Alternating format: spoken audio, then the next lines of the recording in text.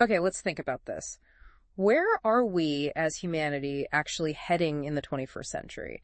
Is something like artificial intelligence our ultimate guide? The peak of what we can achieve? Or is it something else entirely? Something. Well, something fundamentally human that holds the real key. Maybe a path we're sort of overlooking.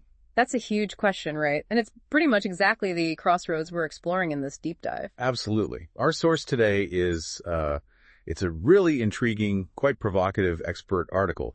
It's titled AI or Odom Tilley, Humanity's Crossroads. Yeah, and this isn't your typical tech piece. It was actually prepared by an assistant to Dr. Mamajan Krichkarov.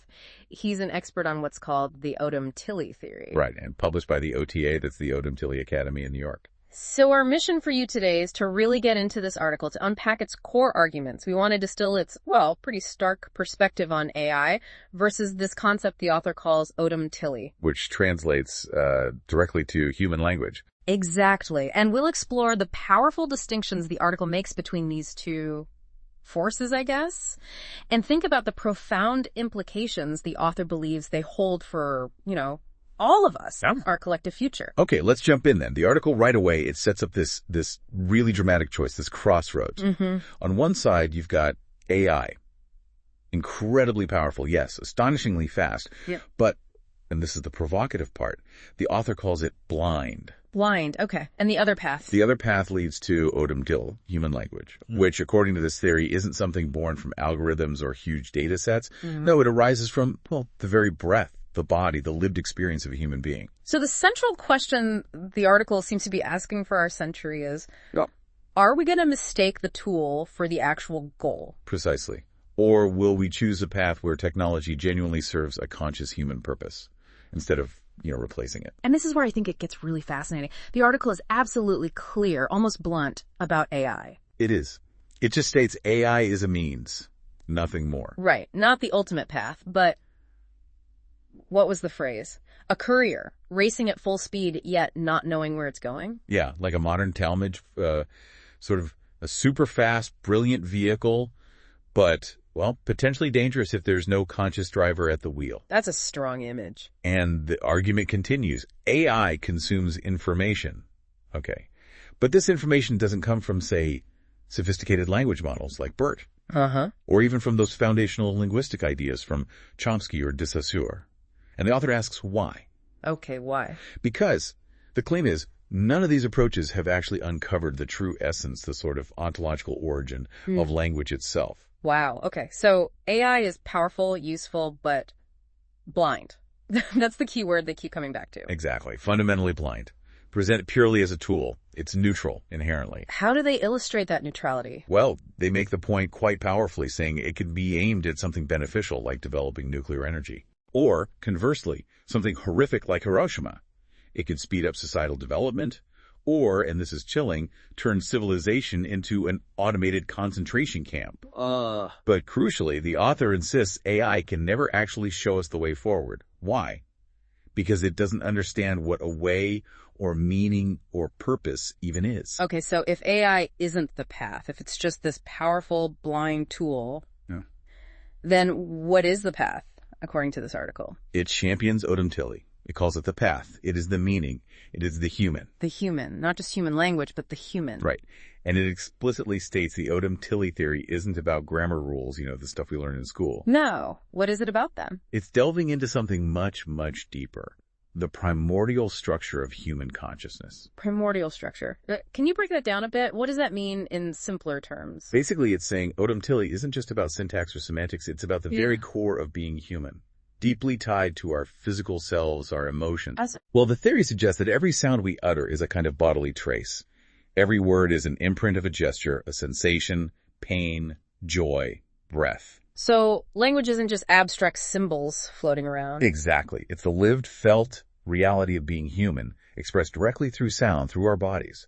And that's the fundamental difference with AI. Because AI doesn't feel, doesn't breathe. Precisely. The article argues AI is just incapable of that kind of understanding because it doesn't have a body, it doesn't suffer, it doesn't experience joy or pain in the way we do.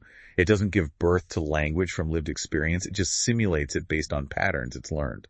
And the implication is? The core belief here is that only Odom Tilley, this embodied human language, can actually humanize AI, science, and even politics. Otherwise, Otherwise, the machine, just by its sheer power and speed, will inevitably overcome its creator. that's quite a statement. If Odom Tilley holds such a fundamental key described as the ontology of humanity, it makes you wonder, why isn't this a bigger deal? Right. Why isn't it, everywhere in our global conversations? Exactly. Given how profound it sounds, the article actually addresses this silence. It does. It kind of laments how, in the past, people would supposedly seek out genuine knowledge, travel across deserts, mountains, whatever it took. By camel, by ship. Yeah.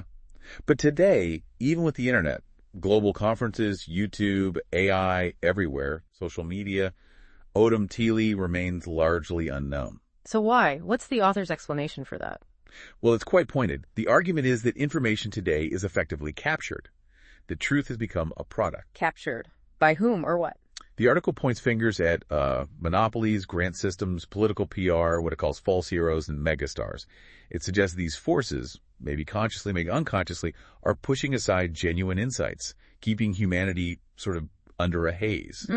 And then it makes a pretty bold claim, doesn't it? It really does. A very striking claim. It basically says, look, if this theory had originated from, say, a Western academic or maybe someone from East Asia. Like an Englishman, a Jew, or a Chinese person, as the article puts it. Yes. Then it likely would have already received significant global attention. Maybe even a Nobel Prize nod, TED Talks, referenced by Harvard, MIT, the works. But instead, the article highlights the theory emerged from Uzbekistan, from an independent scientist. and because of that origin, The author contends the theory is being effectively suffocated by ignorant elites, primarily their own, which really focuses on this broader issue of how new, potentially game-changing ideas are received or not received. it suggests every nation faces a choice. Uplift its geniuses or, well, betray them. Yeah, and the author contrasts this with what they call patriotic nations, ones that supposedly champion their scientists, build institutions for them, protect their ideas. But the critique gets particularly sharp when aimed at the Uzbek elite, as the author sees it. Very sharp. Claiming this elite, raised in what the author calls a colonial model, still operates with the mindset to keep these savages silent. That's the phrasing used. Wow. It claims they don't protect their own thinkers, but rather despise them, actively burying ideas they don't understand. And because they supposedly can't grasp Odom Tilley, they just pretend it doesn't exist. That's the argument. And the author doesn't mince words, declaring their silence is not neutrality, but a crime against humanity. That is an exceptionally strong charge. It really highlights the author's view on institutional resistance and the difficulty true innovation can face. Definitely a strong assertion about the gatekeepers of knowledge, so to speak. Okay, so let's try to boil this down. If we strip away all the layers, what's the absolute core takeaway the article wants you, the listener, to grasp? I think it's this. The truly revolutionary discovery of our time isn't artificial intelligence itself. No. No. It's our deeper understanding of what it means to be human through this concept of human language, Odom Tilley. It insists AI is just a tool. Incredibly powerful, yes, but ultimately directionless. Yeah. Without that internal human compass. It uses those metaphors, right? AI is the fast courier. While Odom Tilley holds the actual contents of the letter, the meaning. An AI can be a weapon. But only Odom Tilley gives us the ability to understand why we live, the purpose, the meaning behind it all. And that brings it right back to us, doesn't it? To you listening. While AI, as the article says, can accelerate demise or become a servant, the final thought is quite stark. It is only Odom Tilley that can return our lost humanity. Yeah. And then it leaves you with that direct, really provocative question, a question designed to make you reflect personally. It just asks, and here's your choice, where do you go? Leaves it hanging right there. Makes you think, for sure. It certainly does.